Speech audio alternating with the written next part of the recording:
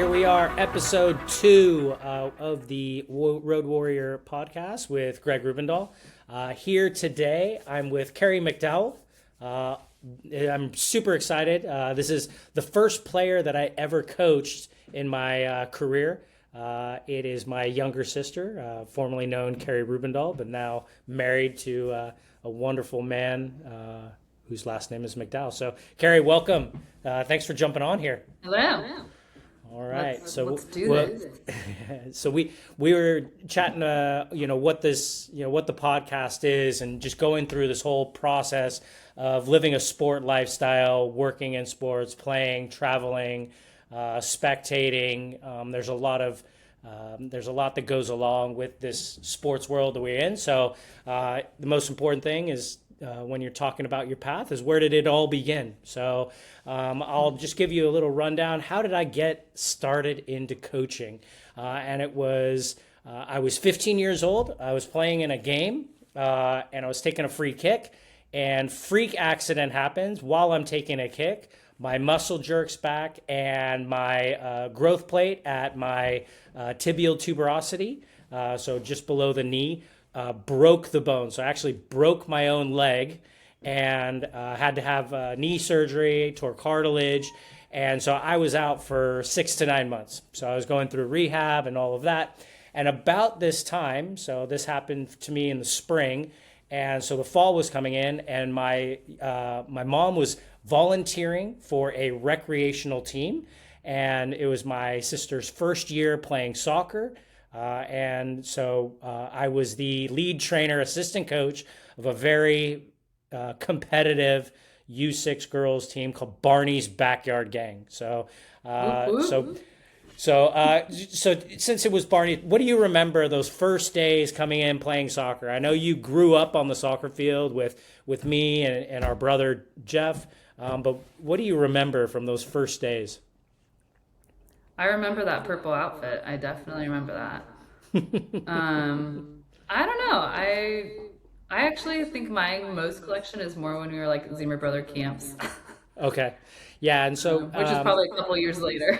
Yeah, and not much longer after that. So we got started off, and just starting into soccer, and as a coach, for me, I was a pretty introverted kid growing up. I was pretty quiet, but when I started getting in front of groups of young children, it gave me an avenue to stand up in front and almost be on stage. And so you would go and you'd see all those big eyes and smiles and laughs and energy.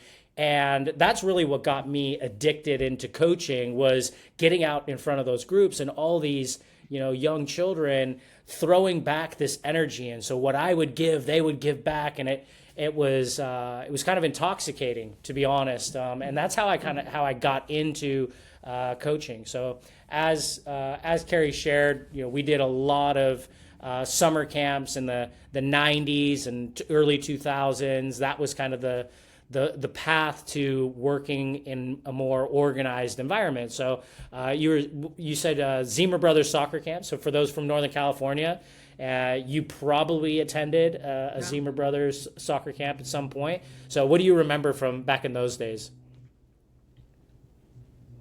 Oh my gosh, the Zimmer Brothers camps were so fun.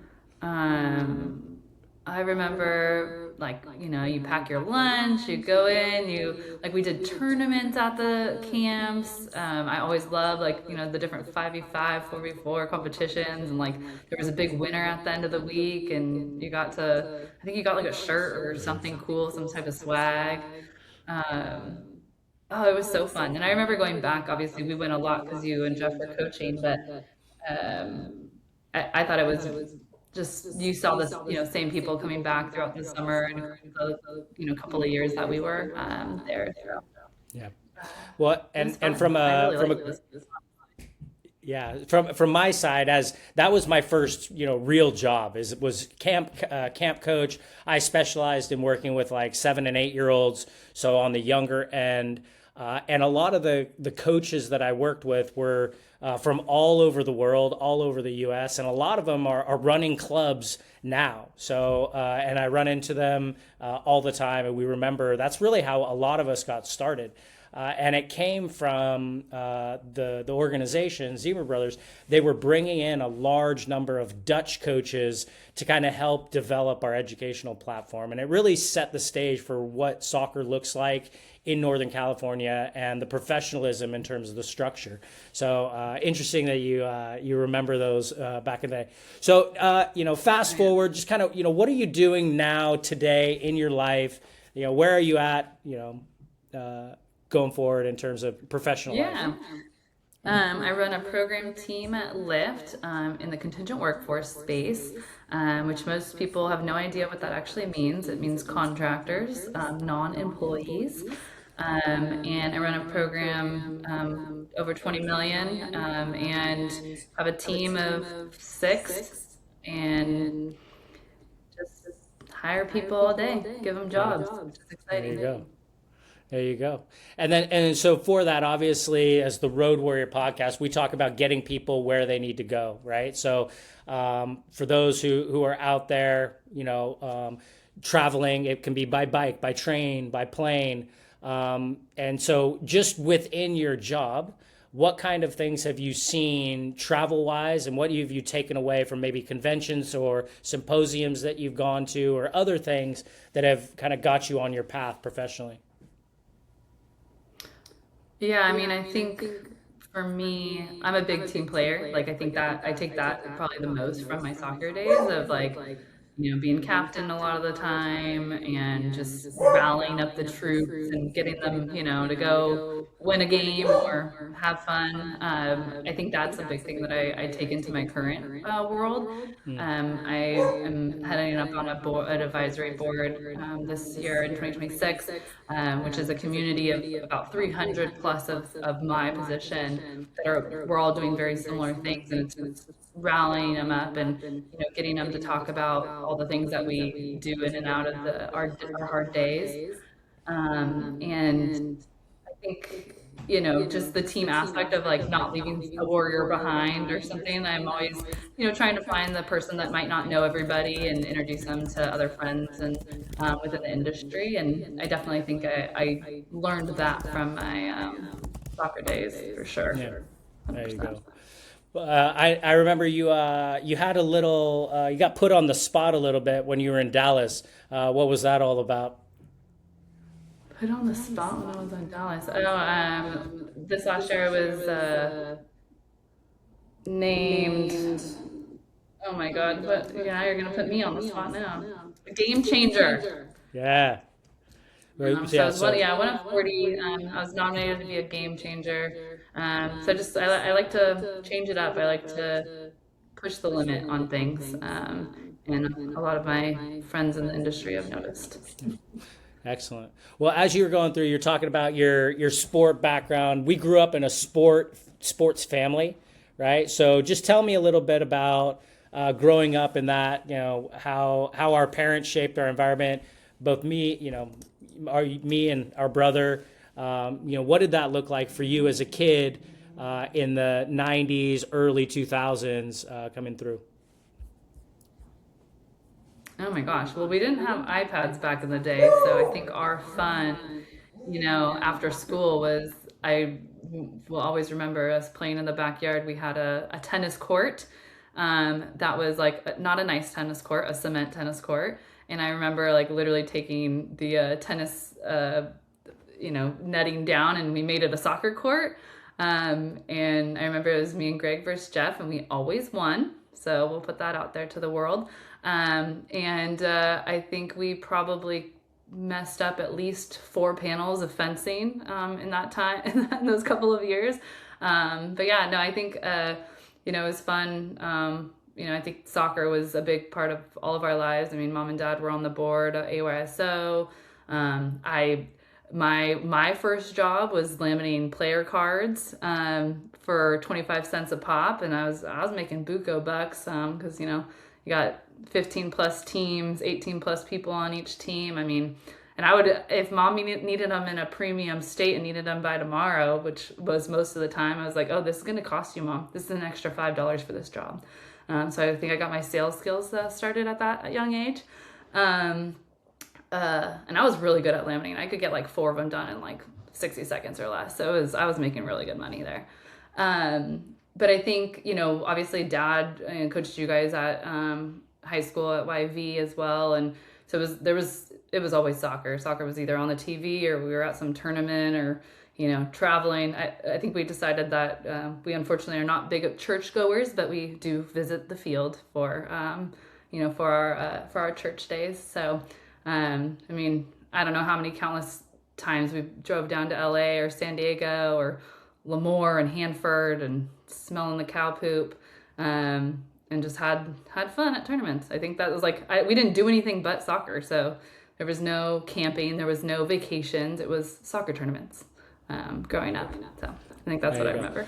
So if you can go, top 2 stories of your trips and kind of things that happened along your trips, either soccer related, maybe one soccer related, one non-soccer related, that really stick out in your mind, that kind of form you. Oh, I got 2 great ones for you. Yeah, there you go. Go for it.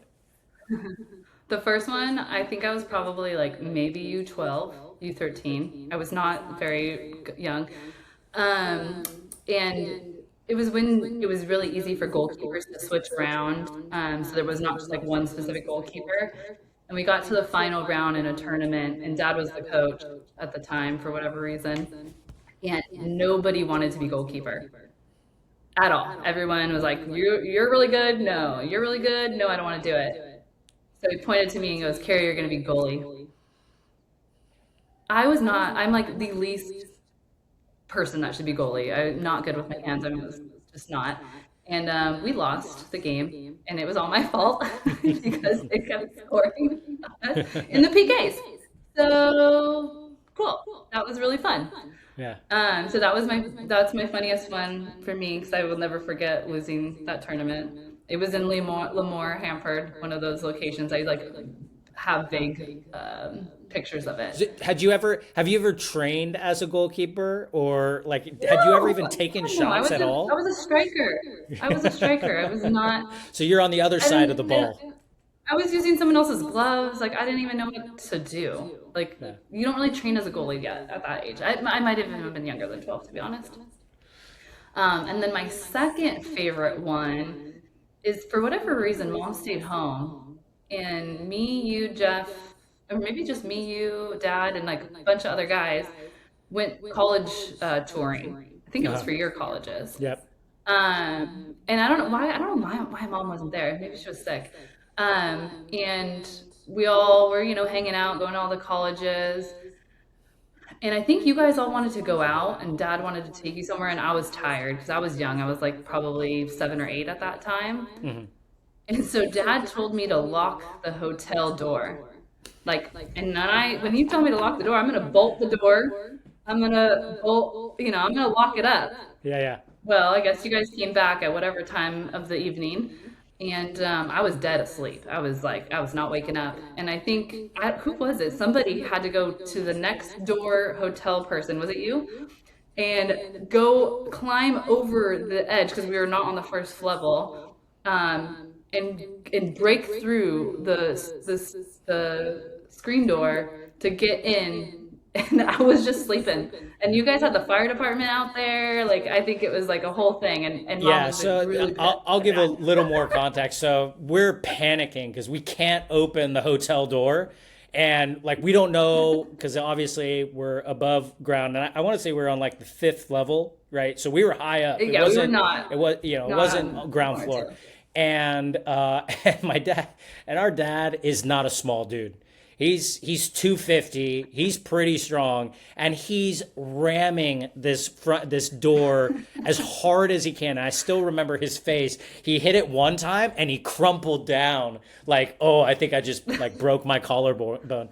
And we ended up getting into the room next door, and one of my teammates, who super agile, I think it was Brian Sally, and he jumped from one of the balconies into our balcony and to get in, and then just unlocked it. And I totally forgot about that. That is a good story. Yeah.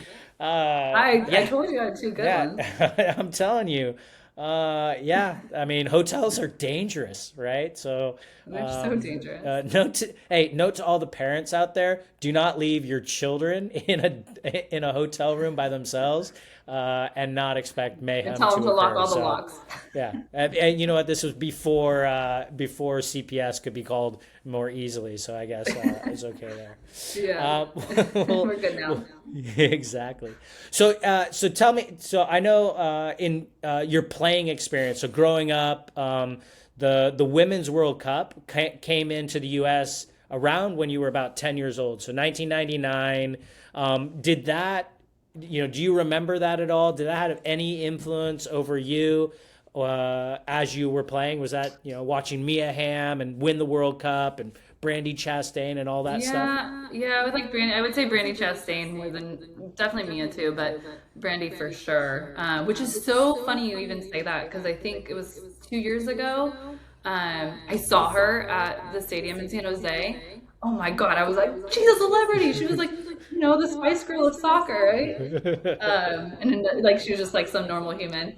But she definitely was not that when I was young. I mean, I don't know if it influenced me by like loving soccer more because I don't really think I had an option being in our family. But I mean, it definitely. I think I have very vivid like watching the World Cup, like all the girls in somebody's house and doing that type of stuff, which I think is a big thing that you don't necessarily see as much these days. Yeah. So, all right, I'm going to go with 5 quick little questions. So, word association. I'm going to say something, and then you just, These are my favorite. blurt out as quickly as possible that you can. Okay, ready? All right. Favorite teammate that you ever played with? Oh my God, that's so hard. I'm gonna go with Trina Oakley because she's still one of my best friends today. Okay. But Callie's my other best friend, and that's my college. I would say that's my college favorite player. Okay, But so dang, that's Trina a hard and one. Callie. They're gonna Okay, so they're gonna get shout me. out to them. Yeah, All I'll right, say and what both was of so them. great about them? What made them great teammates, lifelong friends? Yeah. Well, would say with me and Trina, we started playing together maybe when we were 8 or 10. And we kind of lost touch, if you will, through like my middle school days, and then I went to high school, and we were on the same high school team, and it was her and I made our senior year, or sorry, varsity, on our freshman year, and so we were on varsity for 4 years and had the time of our lives and had so much fun, and I remember coming home from winning games at the other places and screaming together on the bus. We usually did a little song on the way back. But yeah, I mean, she definitely was we kicked some booty together. Yeah. What was it like being a young freshman on a varsity team?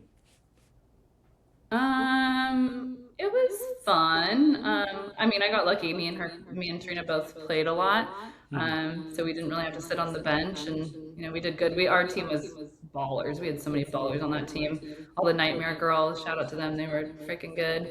And they're all like 1 or 2 years older than us, and we were unstoppable for the years that I was in high school. So it was really fun. Uh, Yeah. All right. So and then I was of with all, Callie. yeah. Go ahead. Oh, go ahead. Continue. I would say with Callie with college, I mean, we just became best friends. So it was, you're the friend that you get to choose, right? And she played, and I usually sat on the bench. And so this So is she was the one. where'd you go to school? Yeah, Cal Poly Pomona. Okay, and we'll talk a little bit about how And you got there. But yeah. yeah, how I got there. But yeah, I mean, she was just badass. And she kicked butt, so she was a fun one. And she was a year younger than me, so she came in and just came in hot and played almost every game. And she was just awesome. There you go. All right. So favorite team that you ever played on and why? Oh, I would probably say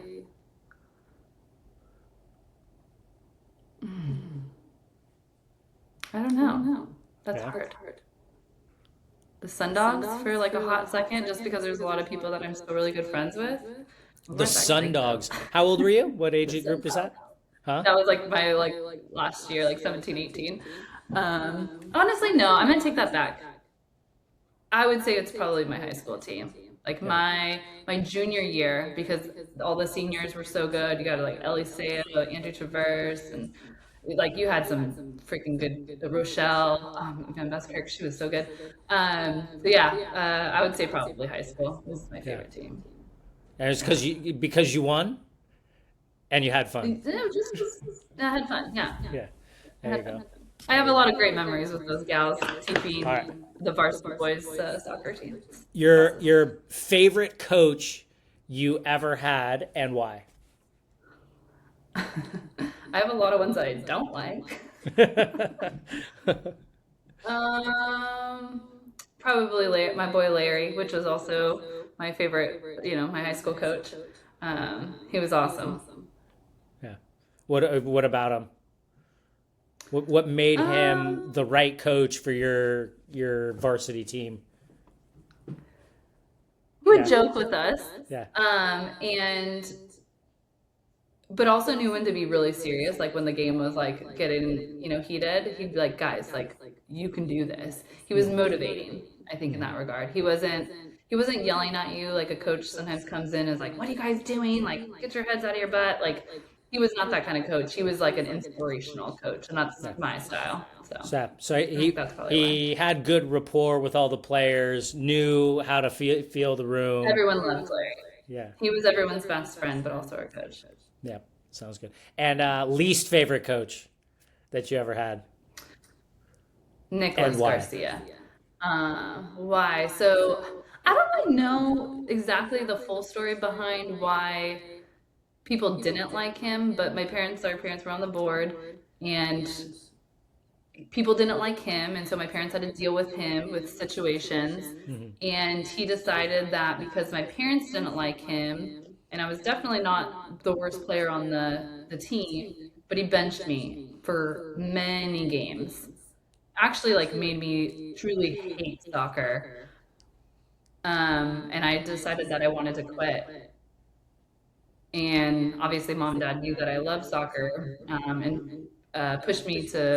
I think it was my junior year, like my competitive pay, and so I ended up having to switch teams and go to Berkeley, California, which was an hour each way, 3 times a week in the middle of high school, like just nothing that I wanted to do.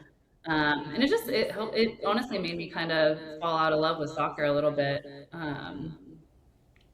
But yeah, probably him. He sucked.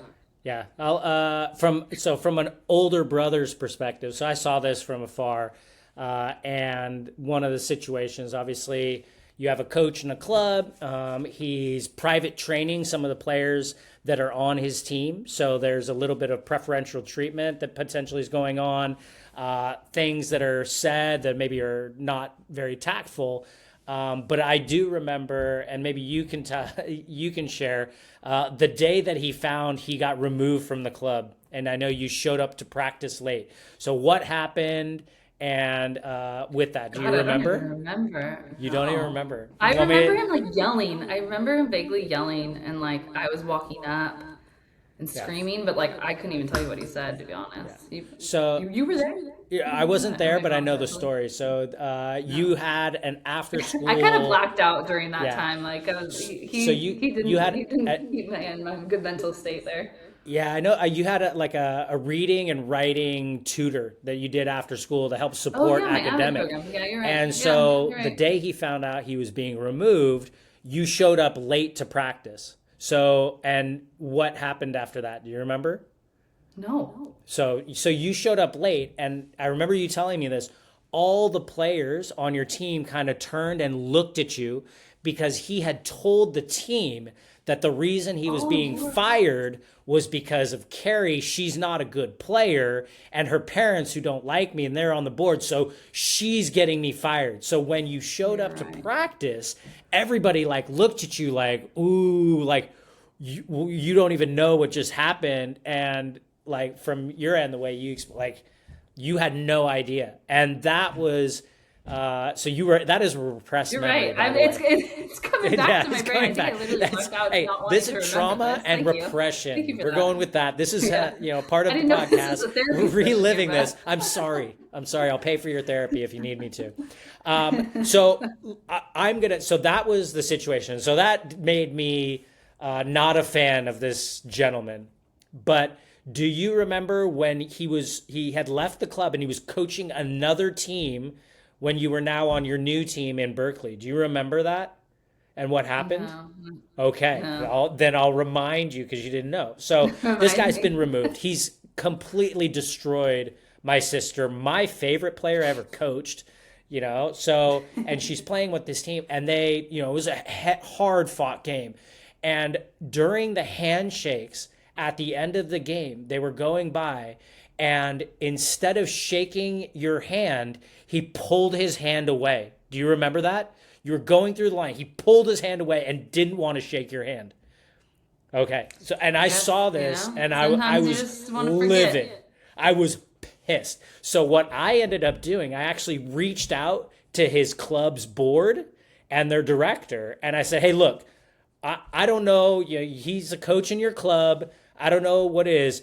But let me just tell you, A, what he did, and then what he did again to my sister. And this was a couple years later when he saw you. Yeah, I do remember this And now. I Yeah. don't know if they continued on with him, but I went and I was hoping to get him fired, to be honest, because I just couldn't Yeah. stand that. There's no way you should be should be treating children, minors in that way. And he blamed everything on you, and it had nothing to do with you, right? It was his own path. Yeah. So, Yeah. I for wonder where for that guy anybody is who's out these there, days. it all as coaches, there are times when we want to take it back. We say something we didn't really mean. It's taken the wrong way. We get hopped up in our emotions. So it's understandable. It's not that I don't understand, but that was, on the back end, just vicious, right? And I remember that like it was yesterday. I remember the field. It was a sunny day. And I think at the time Tracy was your coach, so Tracy Ham. So shout out to Yeah. Tracy. Love her. Yeah, she's now head coach over at University of Oregon. Go Ducks! Yeah. And she just finished her Go first Ducks. season up there. But excellent. Okay, yeah. So you're destroyed. You don't even want to She's play. definitely a number two on the good coaches list.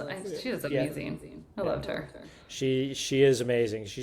I think there's even a biography, a movie about her and her coaching path. So I'll have to find it That's awesome. and Yeah. segue You have up to put it in it. the comments. Yeah, so she's big time. So within that, going through, and then you ended up transitioning and ended up playing in soccer. How did your recruiting, scouting, playing in college? How did that whole process? How did you end up at Cal Poly Pomona?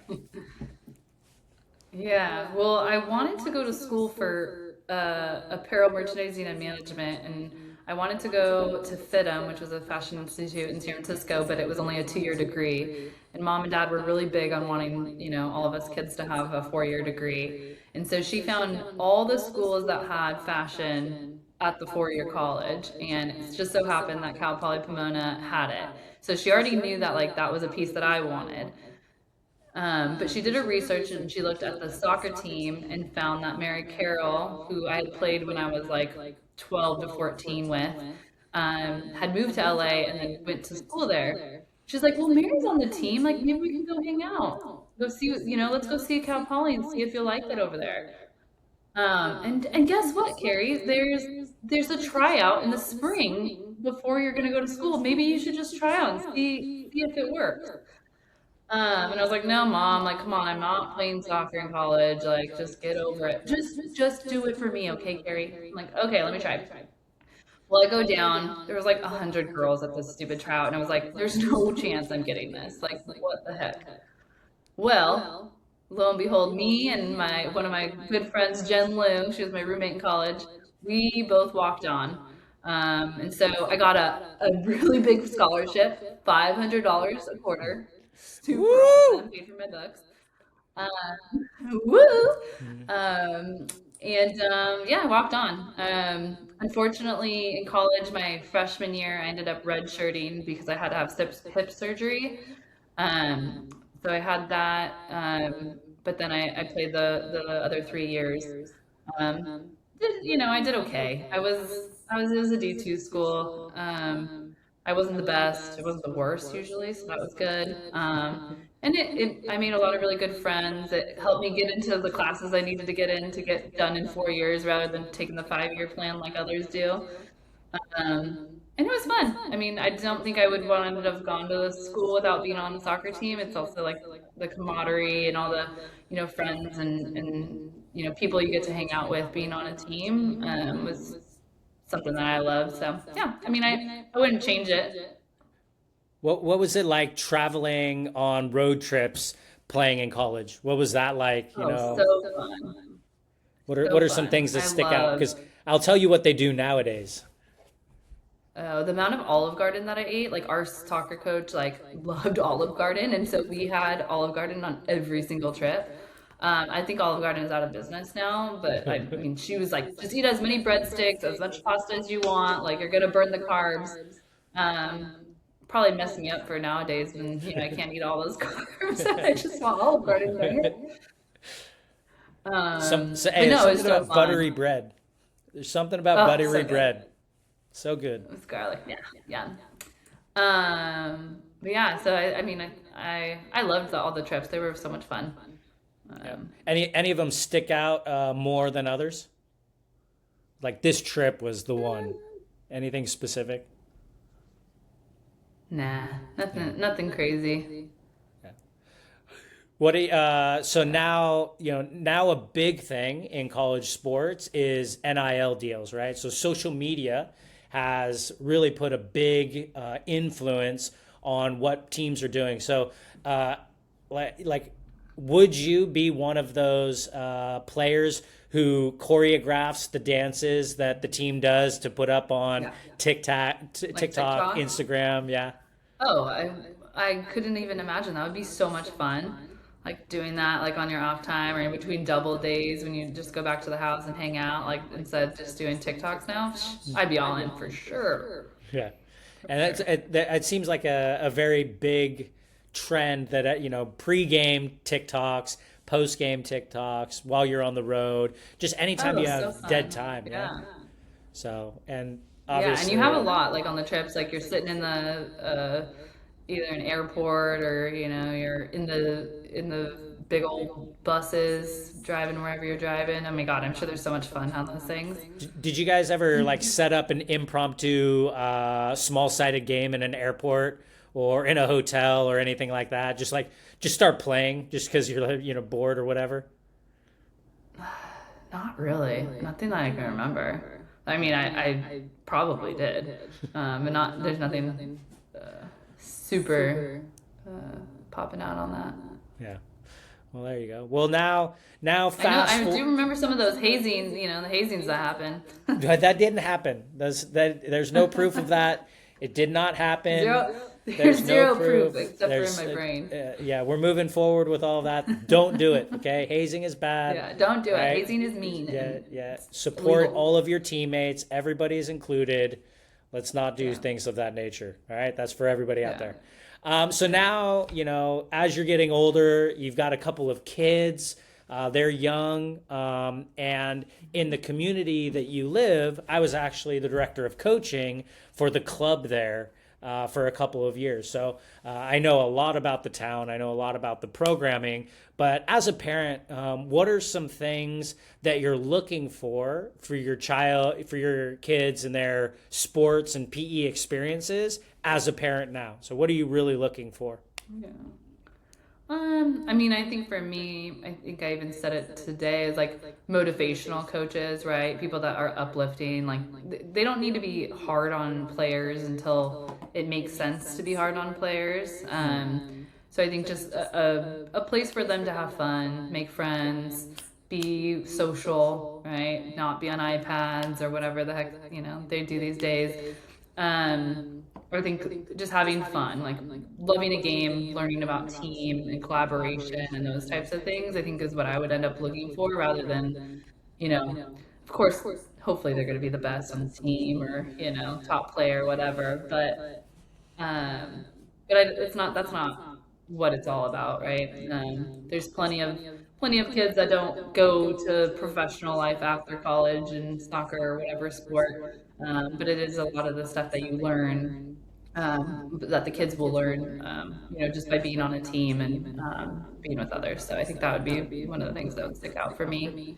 Yeah. So I talked a little bit about this on my last podcast, but what do you think about the developing female professional environment? So we have Bay FC, there's the Oakland Soul, the number and the size of the girls programs, women's programs. What is, as somebody who helped build that, what are your thoughts on that? Because you got a young daughter, Yeah. little rain out there. The rainbow. I think it's awesome. Like any of those types of communities are going to help women, later in life, when they're in a job and they're, trying to make a name for themselves. I think all of those types of organizations strive to set them up for success and give them confidence and, build their personas and such. So I think, I would definitely put them through that, but only if they want to. I think it's also really important as a parent to not push.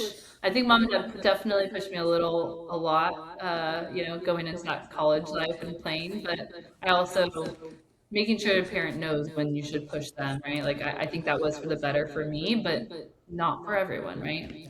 So. So now, because there's all these professional organizations and they are primarily female driven, right? So you have female presidents, female coaching staff, working the front office, social media and marketing. Have you ever thought of working in the sport professional environment, designing uniforms, or is that even something that Oh my God. that have you ever even thought about, that type of direction? I think I would once like the kids were in it. Like right now, it's like I'm just in diapers and other things. But I think once they're like more in it, I would absolutely probably be a coach to them.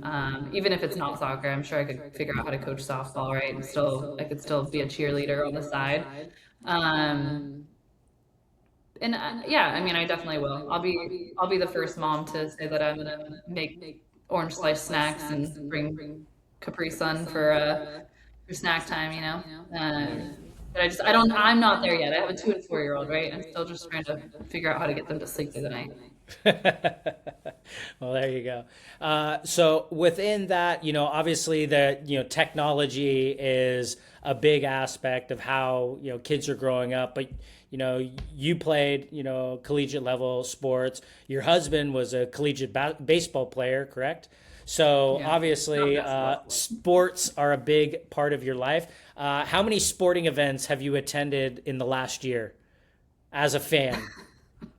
Too many to count. We've been at the last three Niners games, and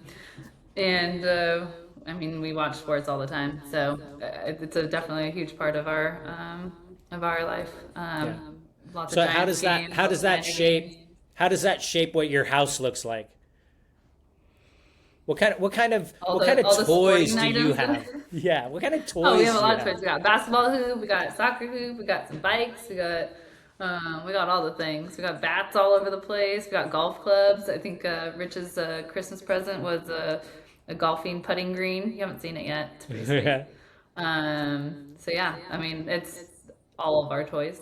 Yeah, all sports all the time, right? So All yeah, I sports think all the time. as kids are going through, really when they're young, they'll throw, kick, catch. And for those parents out there, there's a great a series and movement. Look at Tom Byer, and he's an American who moved over to Japan and helped develop the infrastructure of Japanese football, soccer. And his main goal, his book is called Soccer Starts at Home or Football Starts at Home. And he really advocates the use of getting the parent and child experience, the bonding, the approval, right? So the first time a child kicks a ball and like you clap for them and they see that they want to make you proud, right? So as you're going through this, one of the things is, when you go into a room, having, a certain number of touches on the ball before you go into the next room. So that connection between parents and their children and developing that love for sport is so important. I think, and I saw this firsthand because it may not look it, but I am significantly older than my sister here, and so I got to help be there when she was 1, 2, 3, 4 years old. And she grew up on sports fields, right? She primarily grew up on a soccer field, but she was Hey, always I did some track and around it. field through 8th grade. Yeah, so did I. I had to do track and field. It was a requirement. We'll talk about that sometime. I don't know. I didn't have to play tennis. Jeff had to play tennis. I don't know how he got into that. I was money at tennis. But yeah, so for any young parents who are out there, trying to get their child's active, it is so important to play with them. Go out in the yard, go out in the street, connect with them. Do not expect them to be able to do it on their own, because there's so much technology and devices that it's easier to just defer to that rather than creating that connection. And I have a friend, he was fortunate enough to get triplets.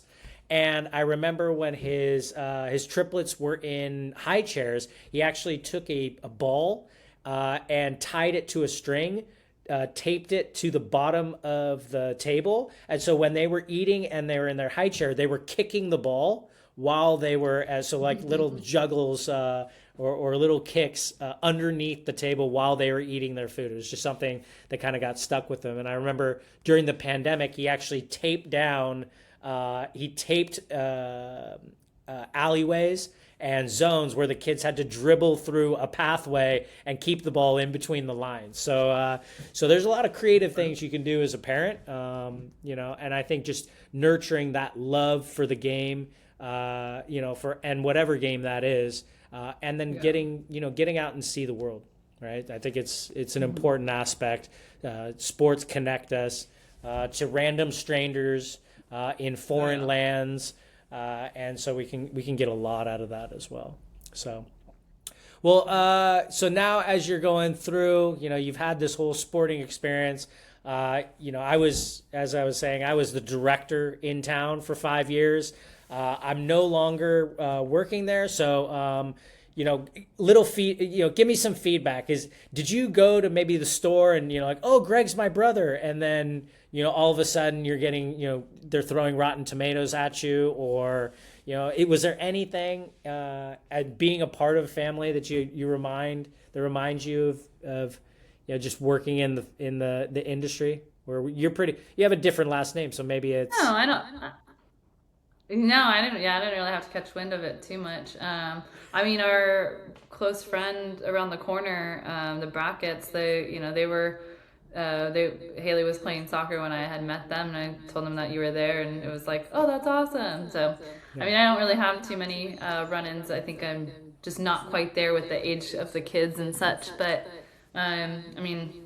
Trey did his very first camp last year with them. He did not do a good job.